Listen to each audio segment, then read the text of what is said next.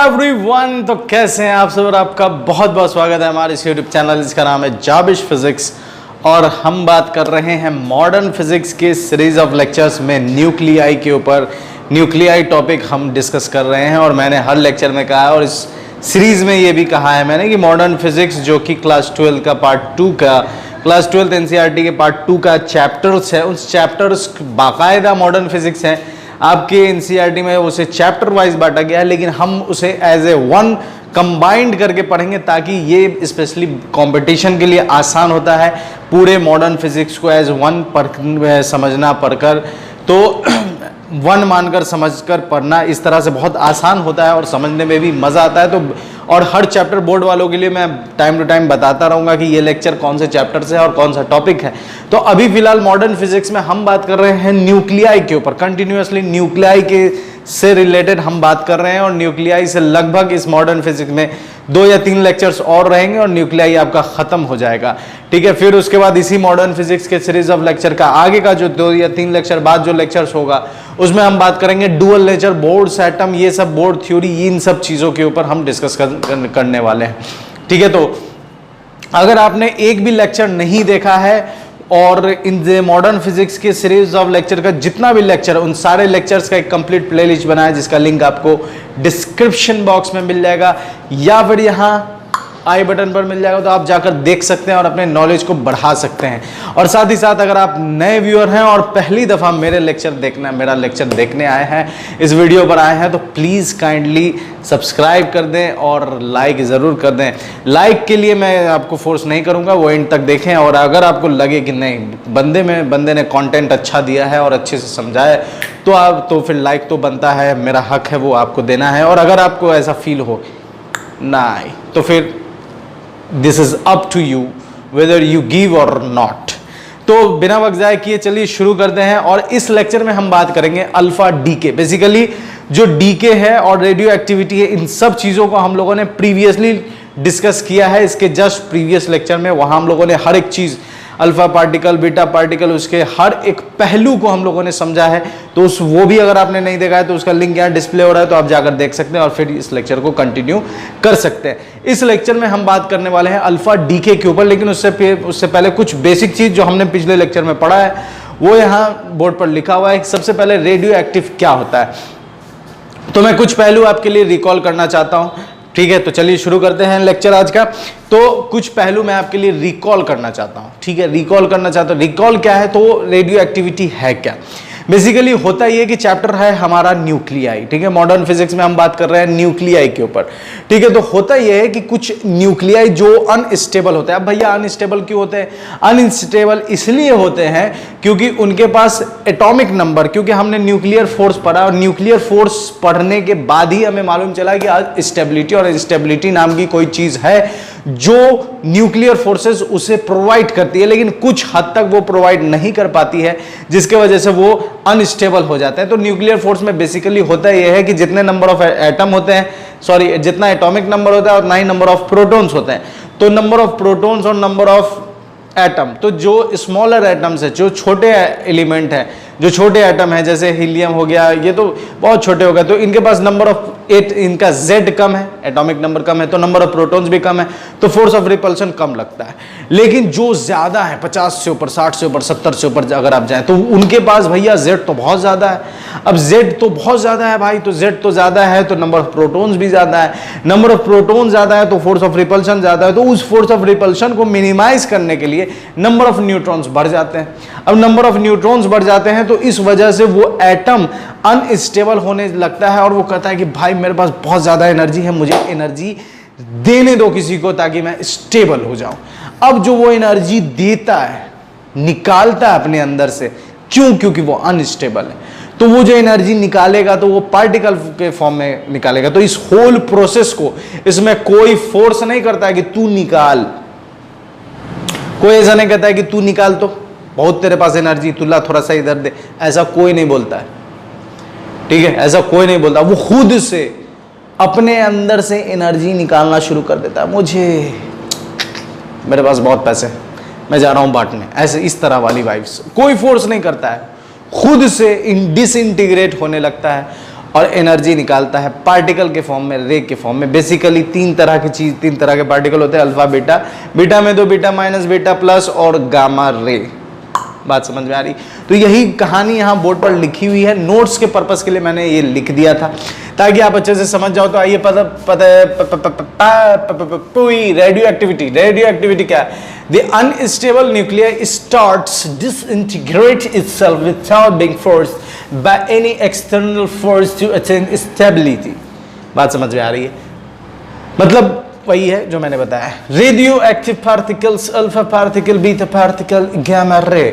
Beta particle है beta negative and beta positive है इस तरह पो इस तरह post rules governing the radio active DK.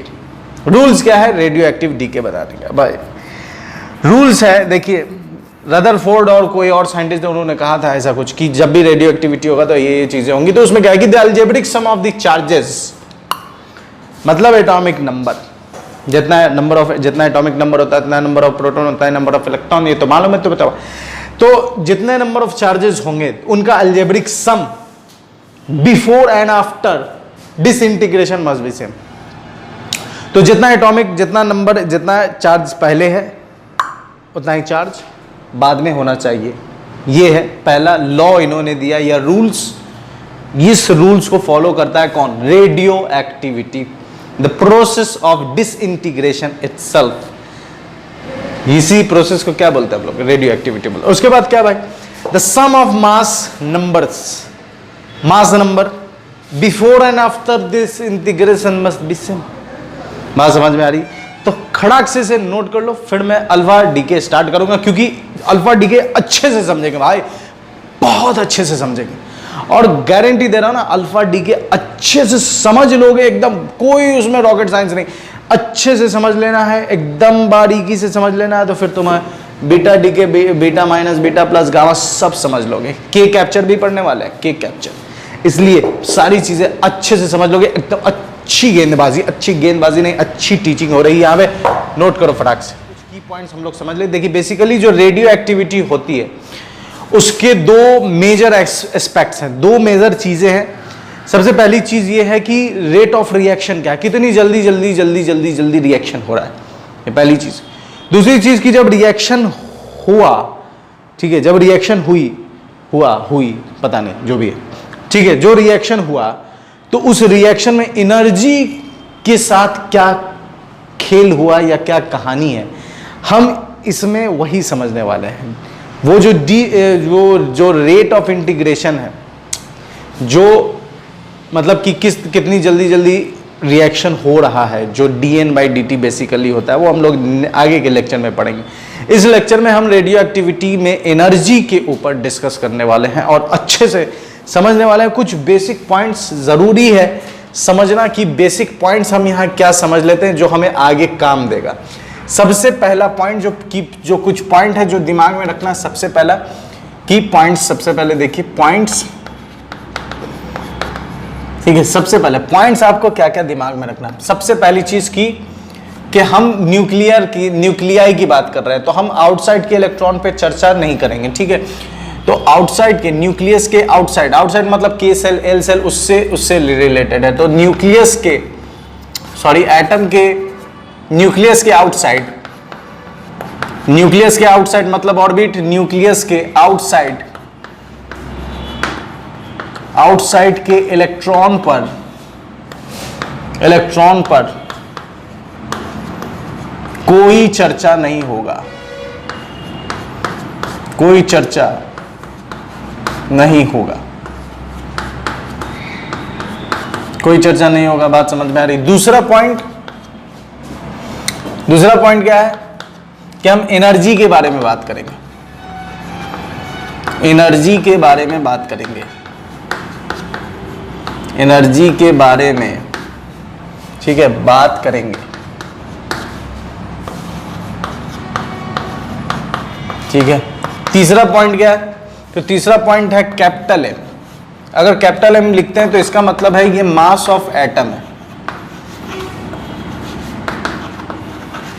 ठीक है, मास ऑफ एटम है। और अगर मैं लिखता हूं स्मॉल एम तो इसका मतलब मास ऑफ न्यूक्लियाई, ठीक है, मास ऑफ न्यूक्लियस। ठीक है, ये कुछ बेसिक पॉइंट्स हैं जो आपके जहनों में होनी चाहिए जब हम ये पढ़ रहे हैं तब, ये बेसिक पॉइंट्स। ठीक है, अब बेसिक पॉइंट्स, ठीक है, बेसिक पॉइंट्स ये। अब देखिए, जब बेसिक पॉइंट्स ये है तो अब हम बात कर रहे हैं किस पे, किसके ऊपर हम डिस्कशन करेंगे, अल्फा डीके। अल्फा डीके, ध्यान से इसको समझना है, अल्फा डीके होता क्या है। अल्फा डीके बेसिकली ये क्या है, हीलियम का न्यूक्लियस 2EH2+, ये है हीलियम का न्यूक्लियस। क्योंकि अल्फा डीके उसे कहते हैं, ये मैंने पहले भी पिछले लेक्चर में बताया, अल्फा डीके उसे कहते हैं जिसके पास 2 प्रोटॉन हो, ठीक है, 2 प्रोटॉन हो और 2 न्यूट्रॉन हो, तो उसके पास उसको हम लोग क्या कहेंगे, अल्फा डीके। ठीक है, उसको क्या कहेंगे, सॉरी, उसको कहेंगे अल्फा पार्टिकल। तो अल्फा डीके में बेसिकली यही निकलता है। ठीक है, ये एक बेस्ट एग्जांपल है अल्फा का, जो अल्फा के कैरेक्टर को फुलफिल करता है, इसलिए हम लोग बोलते हैं हीलियम का न्यूक्लियस। ठीक है, अब देखिए होता क्या है कि ये मैंने पेरेंट एटम और डॉटर एटम मैंने बताया था। मान लेते हैं कि कोई हेवी एलिमेंट है, ठीक है, कोई हेवी एलिमेंट मान लीजिए कोई हेवी एलिमेंट है X। ये मैं रिएक्शन लिख रहा हूं कि अल्फा डीके होगा तो होता कैसे है, ये रिएक्शन के तौर पर देखिए। अल्फा डीके मान लीजिए कि कोई एलिमेंट है हेवी जिसका एटॉमिक नंबर है Z, बात समझ में आ रही, जिसका एटॉमिक नंबर है Z, जिसका मास नंबर है A, जिसका मास नंबर है A। अब ये चूंकि बहुत हेवी एलिमेंट है तो ये इसके पास जो एनर्जी थी इससे रहा नहीं गया है उस एनर्जी को रखने में, तो ये खुद से डिसइंटीग्रेट होना शुरू हो गया, डिसइंटीग्रेट होना शुरू हो गया। अब जब डिसइंटीग्रेट होना शुरू हो गया तो डिसइंटीग्रेट होने के बाद ये क्या किया, एनर्जी निकाला। ठीक है, एनर्जी निकालना शुरू कर दिया इसने। तो ये एनर्जी निकालेगा अपने अंदर से, न्यूक्लियाई से एटम निकालेगा। ठीक है, तो ये क्या बना, देखिए इसने अपने अंदर से एनर्जी निकाला भाई, निकाला। तो मान लीजिए ये पेरेंट है, ठीक है, पेरेंट है, इससे क्या बना, डॉटर बना। तो इसने क्या किया, अल्फा पार्टिकल निकाला। ठीक है, समझते हैं एकदम अच्छे से। ये कोई एटम था, ठीक है, एक एटम की बात कर रहे हैं हम, याद रखिए हम एक एटम की बात कर रहे हैं। Capital M mass of atom, small M mass of nuclei. तो हम एक एटम की बात कर रहे हैं, बात समझ में आ रही, हम एक एटम की बात कर रहे हैं। तो एक एटम है X जिसका एटॉमिक नंबर Z है, मास नंबर A है। अब इसने क्या किया कि अपने अंदर से एनर्जी निकालनी शुरू की, निकाल दिया, तो अल्फा पार्टिकल निकला। अल्फा पार्टिकल मतलब ये निकला 2He4 2+, ये निकला। जब इसमें से ये निकल गया तो यहां क्या बचा, तो मान लीजिए ये बचा Y Z, तो 2 इसमें से क्या निकल गया, 2 प्रोटॉन निकल गया, तो ये हो गया Z-2। अब मास नंबर कितना हो गया, तो 4, तो A-4, ये मास नंबर। तो इसे हम लोग कहेंगे पेरेंट एटम, पेरेंट। ये कहलाएगा डॉटर, क्योंकि इससे बना है इसलिए ये पेरेंट, और ये कहलाएगा डॉटर। और ये पार्टिकल जो निकल कर गया है अल्फा पार्टिकल, बात समझ में आ रही, ये क्या निकला, अल्फा पार्टिकल। इसको और सटा के लिख देते हैं, +2He4 2+, बात समझ में आ रही। तो ये कहानी, ठीक है भैया, ये हो गया। अच्छा, अब एक चीज अब समझना है, मैंने स्टार्टिंग में क्या कहा है आपसे कि हम किसके ऊपर बात करेंगे, तो हम बात करेंगे बेसिकली एनर्जी के ऊपर। ये रिएक्शन हुआ अल्फा पार्टिकल में, अल्फा पार्टिकल के साथ ये रिएक्शन हुआ। ठीक है, अल्फा पार्टिकल के साथ ये रिएक्शन जब हो गया, ठीक है, जब ये रिएक्शन हो गया तो अब हम बात करते हैं एनर्जी का। ध्यान से देखिए एनर्जी के साथ क्या हुआ। साथ ही साथ मैं एक चीज और आपको बताना चाहूंगा कि ये जो हिस्सा है, ठीक है, ये इसको हम लोग बोलते हैं प्रोडक्ट, और ये जो हिस्सा है इसको हम लोग बोलते हैं रिएक्टेंट। ये तो आपने पढ़ा होगा, नाम सुना होगा, रिएक्टेंट, और इसको क्या बोलते हैं, प्रोडक्ट। अब आप मुझे बताएं, चूंकि हम एनर्जी के ऊपर डिस्कशन कर रहे हैं, तो आप मुझे बताइए कि एनर्जी ऑफ प्रोडक्ट और एनर्जी ऑफ रिएक्टेंट में किसके पास ज्यादा एनर्जी होगी? किसके पास ज्यादा एनर्जी होगी? एनर्जी ऑफ प्रोडक्ट और एनर्जी ऑफ रिएक्टेंट में किसके पास ज्यादा एनर्जी होगी? ये पहला सवाल। दूसरा सवाल कि मास के साथ क्या हुआ? मास बढ़ा या घट गया? मतलब मास बढ़ा या घट गया? मतलब कि एक तो पहला क्वेश्चन ये उठता है कि किसके पास ज्यादा एनर्जी। दूसरा क्वेश्चन ये उठता है कि मास ऑफ एक्स, मतलब इसको मैं ऐसे लिख सकता हूं कि मास ऑफ एक्स और mass of Y plus mass of alpha particle, इस दोनों में किसका मास ज्यादा है? दो सवाल आपके सामने। प्रोडक्ट, एनर्जी ऑफ प्रोडक्ट ज्यादा है या एनर्जी ऑफ रिएक्टेंट ज्यादा है, या दोनों ही बराबर है? मास ऑफ एक्स और mass of Y plus mass of alpha, इस दोनों में से कौन ज्यादा है? मास ऑफ एक्स ज्यादा है, मास ऑफ वाई ज्यादा है, या mass of Y plus mass of alpha ज्यादा है? थोड़ा सोचिए और बुद्धि लगाए, थोड़ा सोचिए और बुद्धि लगाइए, ठीक है? तो अगर आपने दिमाग लगा लिया अच्छे से तो आपको समझ में आएगी बात, और मन में सोच लिया होगा कि क्या दिमाग लगाना था। तो मैंने आपसे सवाल किया कि किसकी एनर्जी ज्यादा होगी, तो एक चीज समझिए एकदम, ये रेडियो एक्टिविटी हुई कब? जब किसी एलिमेंट ने किसी एलिमेंट के एटम ने सोचा नहीं, वो उसने फील किया कि मेरे पास एनर्जी ज्यादा है, मैं अब इस एनर्जी को देना चाहता हूं या चाहती हूं, जो भी, मैं इस एनर्जी को देना चाहती हूं। तो चूंकि एनर्जी ज्यादा है तभी तो वो किसी को दे रही, तो जाहिर सी बात है कि किसकी एनर्जी ज्यादा होगी? तो एनर्जी ऑफ रिएक्टेंट ज्यादा, एनर्जी ऑफ रिएक्टेंट ज्यादा। पहला सवाल का जवाब मिल गया कि एनर्जी ऑफ रिएक्टेंट ज्यादा होगा, एनर्जी ऑफ प्रोडक्ट कम होगा, क्योंकि एनर्जी ऑफ रिएक्टेंट ज्यादा है तभी तो वो एनर्जी निकालना चाह रही। दूसरी चीज कि मास ऑफ एक्स और मास ऑफ, इसमें किसका मास ज्यादा होगा?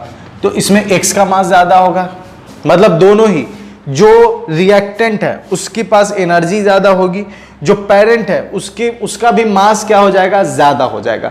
अब जो मास ज्यादा हुआ तो ये मास ज्यादा था, ये मास कम है, इसके पास एनर्जी ज्यादा है, इसके पास एनर्जी कम है।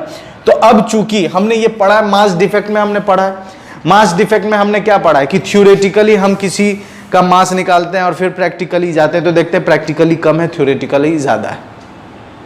इसका मतलब प्रैक्टिकली में वो मास कहीं ना कहीं गया, जिसे हम लोग क्या बोलते हैं? मास डिफेक्ट, जो कितना होता है? डेल्टा एम बराबर 931.5 मेगा इलेक्ट्रॉन वोल्ट, ये होता है ना मास डिफेक्ट। यहां भी वही चीज है, चूंकि इसका मास ज्यादा है।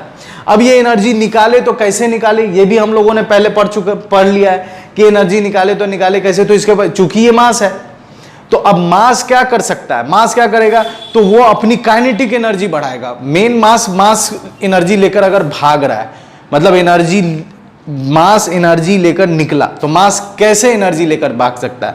वो अपनी वेलोसिटी बढ़ाएगा, तो बेसिकली वो अपनी काइनेटिक, उस एनर्जी को यूज करेगा अपनी काइनेटिक एनर्जी में। तो ये एक देखा जाए तो बम फूटने जैसा, ये एकदम रुका हुआ है, भड़ाम, ये निकला और ये भड़ाक से भाग गया। बात समझ में आ रही? तो अब सबसे पहले हमने ये देख लिया कि भाई एनर्जी रिएक्टेंट की ज्यादा है, प्रोडक्ट की कम है, मास इसका ज्यादा है, इसका कम है। तो मास कितना कम है, ये हम लोग सबसे पहला काम हम लोग यही करते हैं कि मास कितना कम है। तो सबसे पहले मास के ऊपर बात करते हैं कि मास के ऊपर अगर हम बात करें, मास के ऊपर चर्चा, मास के ऊपर अगर हम चर्चा करें तो mx, तो मास ऑफ चर्चा क्या है? तो चेंज इन मास आया, क्योंकि मास घटा, क्योंकि ये मास ज्यादा है, ये मास कम है, तो मास घटा। ये ज्यादा है, ये कम है, इसका मतलब मास घटा है। तो चेंज इन मास कितना हुआ? Change in mass that is delta M. Change in mass that is delta M. Delta M कितना होगा? तो डेल्टा एम होगा, अगर आप ध्यान से देखो तो mx minus my plus m alpha, इतना ही ना मास होगा। डेल्टा एम कितना हुआ? mx minus my plus m alpha. ये बात समझ में आ रही? अच्छा, इसको हम लोग एक और तरीके से निकाल सकते हैं। ये तो हमने स्मॉल m यूज किया है न्यूक्लियस के बेसिस पर, ये जो हमने निकाला है ये किसके बेसिस पर निकाला है? न्यूक्लियस के बेसिस पर। न्यूक्लियस के बेसिस पर। अच्छा, क्योंकि स्मॉल m यूज किया है हमने।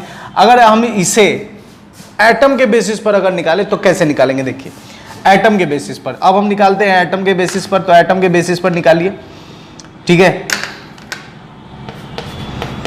Delta M is equal to, अब देखो ये एटम के बेसिस पर कैसे निकालेंगे। एटम के बेसिस पर अगर हम निकाले तो M X capital M, mass of X, mass of atom of X, minus basically अगर आप ध्यान से देखो तो मास ऑफ न्यूक्लियस क्या होता है? ये न्यूक्लियस है और ये के सेल है, इसमें इलेक्ट्रॉन है। अगर हम इस एटम के मास में से मास ऑफ इलेक्ट्रॉन घटा देंगे तो हमें मास ऑफ न्यूक्लियस मिल जाएगा। अगर हम एटम के मास में से मास ऑफ इलेक्ट्रॉन घटा दें तो क्या मिल जाएगा हमें? मास ऑफ न्यूक्लियस, बस यहां पुट कर देना है। तो मास ऑफ एटम में से हम घटा देंगे मास ऑफ इलेक्ट्रॉन, तो इसका एटॉमिक नंबर कितना? ZMe, ठीक है। अब प्लस, सॉरी माइनस करना, माइनस करना। अब क्या है? Y, तो फिर से यहां भी इसका मास ऑफ एटम ऑफ Y, ठीक है, माइनस करेंगे। कितना एटॉमिक नंबर, कितना इलेक्ट्रॉन होगा? तो Z-2 मास ऑफ इलेक्ट्रॉन, ठीक है, मास ऑफ इलेक्ट्रॉन। अब देखें,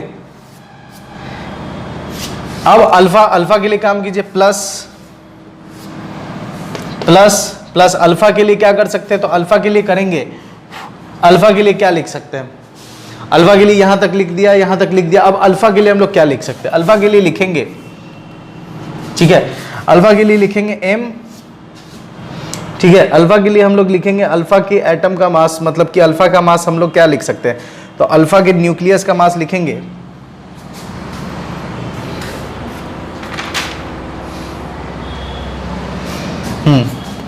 मास ऑफ हीलियम, अल्फा के मास का हम लोग लिखेंगे, ठीक है, मास ऑफ हीलियम माइनस, ठीक है, माइनस 2 Me, ठीक है। ये जो हम लिख रहे हैं ये किस बेसिस पर लिख रहे हैं? एटम के बेसिस पर लिख रहे हैं। देखेंगे न्यूक्लियस के जैसा ही आएगा, ठीक है। तो m बराबर, इसको सॉल्व करते हैं, डेल्टा m बराबर mx माइनस ZMe माइनस, ठीक है, माइनस अभी रहने देते हैं, अंदर का खेल खेलते हैं, अभी अंदर का खेल खेलिए। My minus ZMe minus minus plus 2Me plus MHE minus 2Me। अभी अंदर में कोई डिच्चिक होगा क्या? अंदर में डिच्चिक होगा, ये डिच्चिक से ये डिच्चिक, ये 2 है, याद रखिए ये 2 है, सॉरी ये डिच्चिक होगा, ये डिच्चिक नहीं होगा, ये डिच्चिक नहीं होगा, फ्लो में डिच्चिक हो गया, ठीक है, ये डिच्चिक नहीं होगा। 2Me से माइनस 2Me डिच्चिक हो गया, डिच्चिक। अब आगे बढ़ते हैं, तो डेल्टा m बराबर mx माइनस ZMe, ठीक है, ZMe माइनस कितना हो जाएगा? Minus My minus plus ZMe और plus minus MHE mass of helium. अब अगर आप ध्यान से देखो तो फिर से कोई डिच्चिक होगा क्या? तो ZMe से प्लस ZMe डिच्चिक, तो फाइनली डेल्टा m आ गया, डेल्टा m क्या आ गया? mx mass of atom of x minus mass of my, ठीक है, और माइनस MHE। अगर आप इसे ध्यान से यहां लिख दूं, अगर मैं इसे ध्यान से यहां लिख दूं, तो ध्यान से अगर आप देखो तो डेल्टा m बराबर क्या आया? mx, और माइनस कॉमन ले लूं अगर तो क्या आ गया? my प्लस जगह आपको दिखना चाहिए अच्छे से, इसलिए मैं थोड़ा और इधर, डेल्टा m बराबर क्या लिख सकते? mx माइनस कॉमन ले लीजिए, my प्लस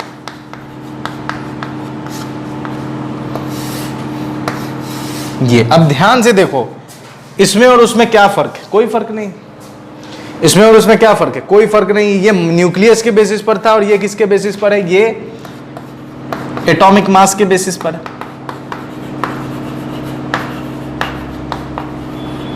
एटॉमिक मास के बेसिस पर, ठीक है। ये न्यूक्लियस के बेसिस पर था और ये किसके बेसिस पर है, एटॉमिक मास के बेसिस पर। इसको मिटा दो, ठीक है। तो यहां तक की कहानी हमने समझ ली भाई, यहां तक की कहानी हमने समझ ली। हमने, ठीक है, तार फंस जाता है, खैर।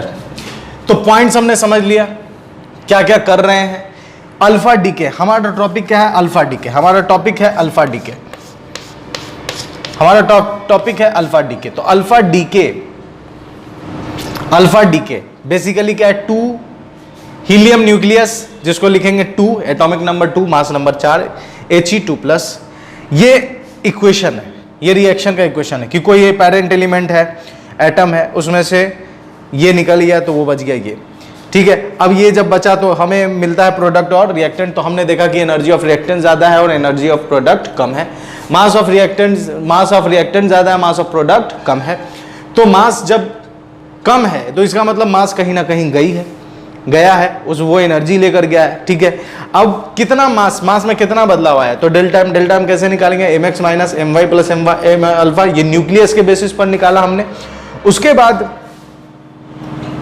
ठीक है, उसके बाद हमने एटम के बेसिस पर, मतलब अगर आपको मास ऑफ न्यूक्लियस करके दिया हो तो ये, मास ऑफ अगर एटम दिया हो तो ये, दोनों में कोई फर्क आप देख सकते हैं, बिल्कुल भी कोई फर्क नहीं। यहाँ वहाँ एटॉमिक मास दिया हुआ रहेगा x का, y का, हीलियम का। यहाँ आपको मास ऑफ न्यूक्लियस दिया रहेगा x का, y का और अल्फा का, ठीक है। तो यहाँ तक की कहानी हमने समझ ली। अब बात करते हैं कि ठीक है भैया, ये मास तो गया, लेकिन किस तरह गया। तो काइनेटिक मतलब एनर्जी में, ये जो एनर्जी अब देखें कम है। अब तो हमने मास निकाल लिया भाई कि इतना मास कम गया है, ठीक है। हमने देखा कि मास ये कम था, ये मास ये कम था, ये ज्यादा था, इसका मतलब मास में कुछ ना कुछ बदलाव हुआ है, तो हमने मास निकाल लिया। अब एनर्जी के ऊपर अगर हम बात करें तो एनर्जी कहाँ गई, प्रोडक्ट की एनर्जी कम है और रिएक्टेंट की एनर्जी ज्यादा है, तो इसका मतलब कि एनर्जी भी कहीं ना कहीं गई है। तो एनर्जी कहाँ गई, तो एनर्जी हम लोग कैसे निकालेंगे, तो मोमेंटम कंजर्वेशन हम लोग यूज करेंगे, ठीक है। यहां पर क्या यूज करेंगे हम लोग, मोमेंटम कंजर्वेशन, ठीक है। तो मोमेंटम कंजर्वेशन यूज करके हम क्या निकालेंगे, एनर्जी निकालेंगे। तो लिख लेते हैं कि मोमेंटम कंजर्वेशन यूज करके, we use momentum conservation, we use momentum conservation, we use momentum conservation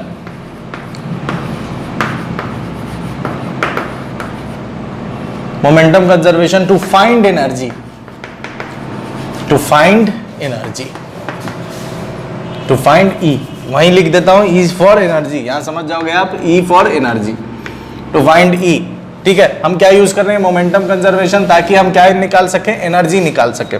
अब भैया एनर्जी निकालना तो है, निकालना तो पड़ेगा, एनर्जी निकालना है, और मेरे बाल अभी भी थोड़ा ठीक है, एनर्जी तो निकालना पड़ेगा। तो अब देखिए इनिशियल मोमेंटम कितना, Pi बराबर Pf, यही ना है मोमेंटम कंजर्वेशन, जितना मोमेंटम इनिशियल उतना मोमेंटम फाइनल। तो इनिशियल मोमेंटम तो ये रेस्ट में था, तो ये हो गया 0। फाइनल मोमेंटम क्या होगा, तो फाइनल मोमेंटम हम लिख सकते हैं मोमेंटम ऑफ किसका, momentum of y plus momentum of alpha, ये हम लिख सकते हैं, momentum of y plus momentum of alpha, ये हम लिख सकते हैं। अब हम क्या करेंगे, इसको इक्वेट कर देंगे।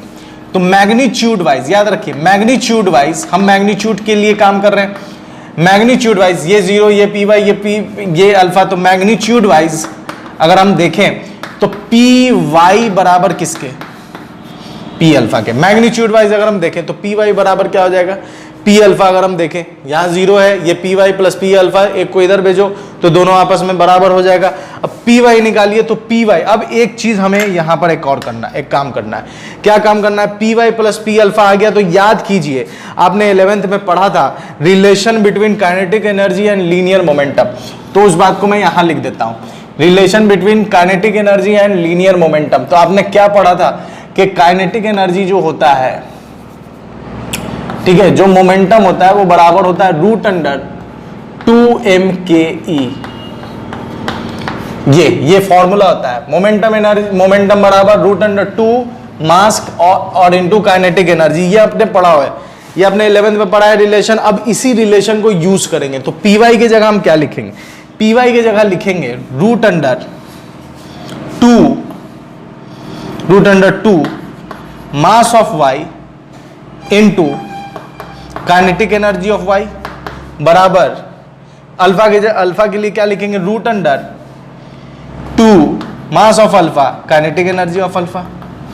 अब अगर आप ध्यान से देखो तो रूट से रूट हो जाएगा डिचिक, 2 से 2 हो जाएगा डिचिक, रूट से रूट हो जाएगा डिचिक, 2 से 2 हो जाएगा डिचिक, तो एम वाई क्या आ जाएगा, M Y into kinetic energy of Y बराबर आ जाएगा M alpha into kinetic energy of alpha. ठीक है, तो एम वाई यहां लिख सकते हैं M Y kinetic energy of Y, ठीक है, बराबर M alpha kinetic energy of alpha. ठीक है, ये आ गया हमारे पास, ये आ गया हमारे पास, बात समझ में आ रही, ये आ गया हमारे पास। ठीक है भैया, ये आ गया। अब जो टोटल एनर्जी होगा वो क्या होगा, जो एनर्जी एसोसिएटेड अगर यहां हम निकालें कि एनर्जी, टोटल एनर्जी कितनी थी, तो टोटल एनर्जी हो जाएगा, टोटल एनर्जी हो जाएगी इस जिसको हम लोग दिखाएंगे Q से, तो Q बराबर होगा kinetic energy of alpha plus kinetic energy of Y. ये बात समझ में आ रही है, ये बात समझ में आ रही है। Kinetic energy of alpha plus kinetic energy of Y बराबर क्या हो जाएगा, Q।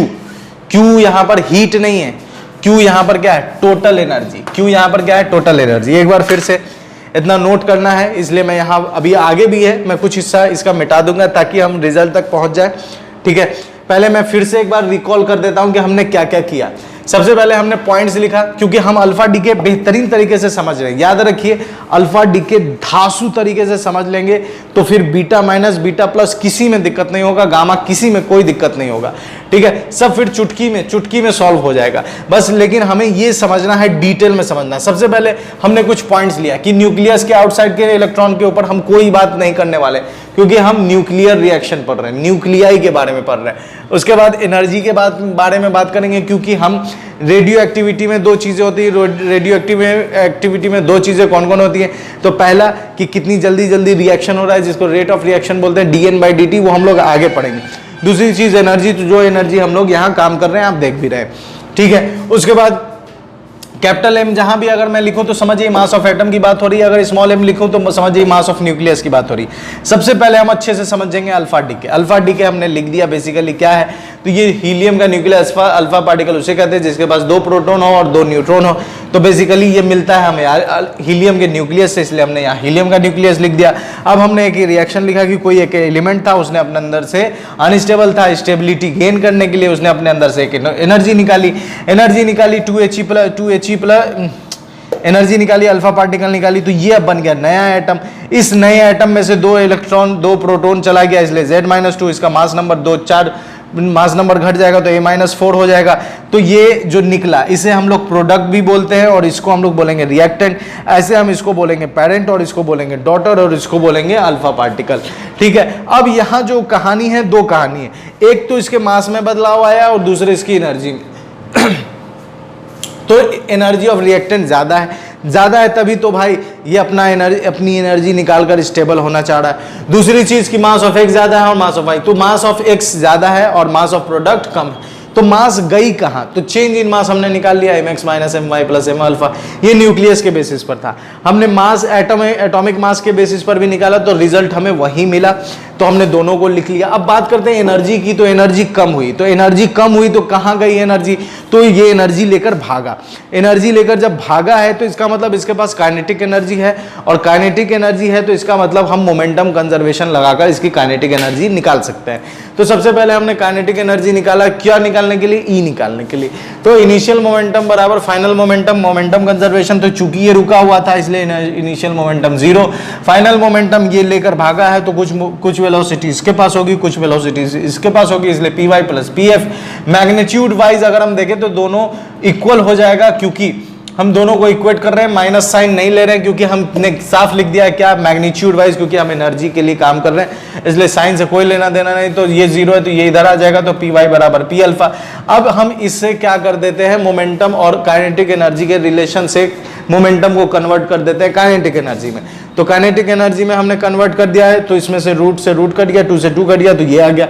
हमने ये एक रिलेशन लिख लिया। अब टोटल एनर्जी, इस पूरे प्रोसेस में टोटल एनर्जी एक्चुअली है कितनी, तो हमने मान लिया वो Q किसके बराबर है, तो Q है kinetic energy of alpha plus kinetic energy of Y.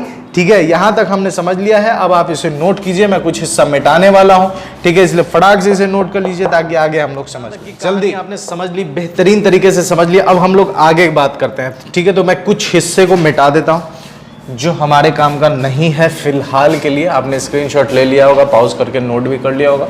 ये पॉइंट्स को मिटा दो सबसे पहले, ठीक है, ये पॉइंट्स मिटाओ, ठीक है, पॉइंट्स मिटाते हैं, फिर देखते हैं इतने में अगर हो जाएगा तो अच्छी बात है। चलिए, अब बात कर रहे थे हम, यहाँ ये कहानी हमने समझ ली थी, MY KY ये सब हमने समझ लिया था, ठीक है। अब ये जो टोटल एनर्जी जो Q है, ठीक है, टोटल एनर्जी जो Q है ये हमने समझ लिया कि टोटल एनर्जी Q क्या है। तो हमने पिछले लेक्चर्स में पढ़ा है मास डिफेक्ट, जो हमने प्रैक्टिकली और थियोरेटिकली वाली बात कही थी कि जो मास होता है वो एनर्जी लेकर निकल जाता है, भाग जाता है। कितने की स्पीड से भागता है? ऐसा थोड़ी है कि ऐसे मतलब कि ऐसा थोड़ी कि ऐसे टूटा और ये ऐसा नहीं है, ऐसे भागता है, ठीक है। तो Q बराबर डेल्टा MC², वह डेल्टा M किस में होगा? AMU में होगा। Q बराबर क्या है? Delta MC²।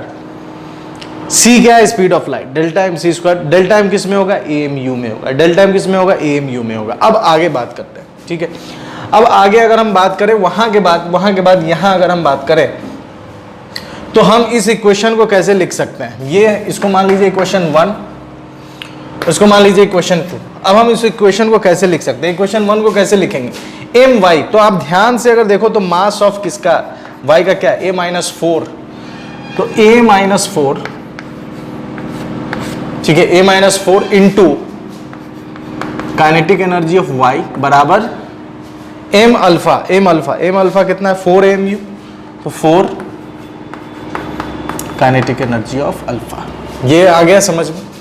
इसमें से हम किसी एक में से किसी एक को कन्वर्ट कर सकते हैं, आसानी से कन्वर्ट कर सकते हैं। तो अगर हम काइनेटिक एनर्जी ऑफ अल्फा ही ले, ठीक है, हम कन्वर्ट करके और किस में डाल दें? इक्वेशन 2 में डाल दें।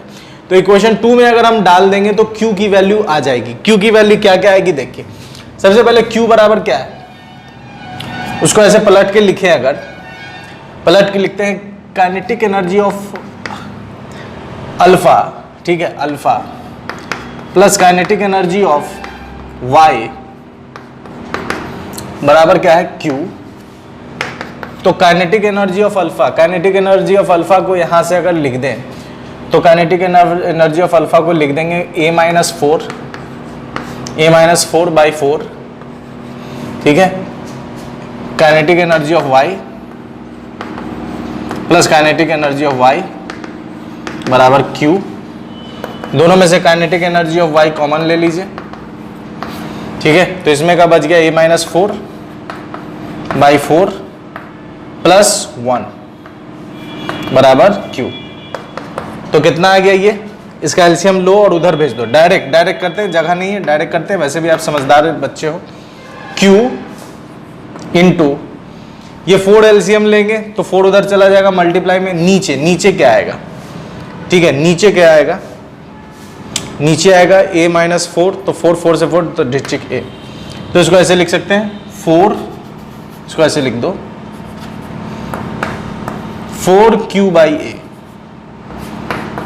ये निकल गया हमारे पास क्या? Kinetic energy of y, kinetic energy of y निकल गया। अब इस काइनेटिक एनर्जी ऑफ y को यहां पुट कर दो, तो काइनेटिक एनर्जी ऑफ अल्फा आ जाएगा। तो काइनेटिक एनर्जी ऑफ अल्फा हम लिख सकते हैं,